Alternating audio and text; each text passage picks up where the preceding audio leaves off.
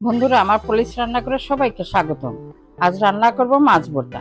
এই জন্য নিয়ে নিয়েছি কয়েক টুকরা মাছ। এগুলো লবণ ও হলুদ গুঁড়ো দিয়ে মেখে নেব।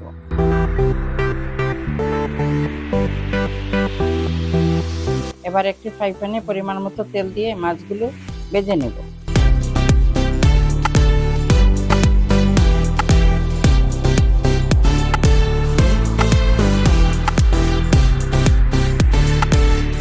মাছগুলো ভাজা হয়ে গেলে মাছের কাঁটা ছাড়িয়ে নেব।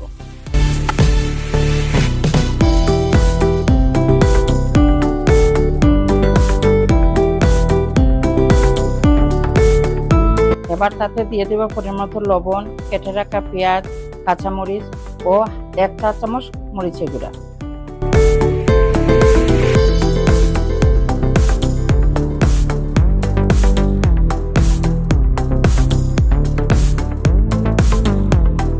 তারপর দিয়ে দিব তাতে 1 টেবিল চামচ গরম তেল।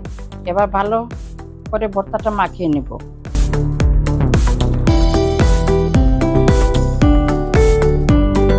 এবার পরিবেশন করুন মজাদার মাছের ভর্তা। সবাই এটি বাসায় ট্রাই করে দেখবেন ও কমেন্ট করে জানাবেন। সবাই আমার পেজকে লাইক ও ফলো দিয়ে পাশে থাকবেন। ধন্যবাদ।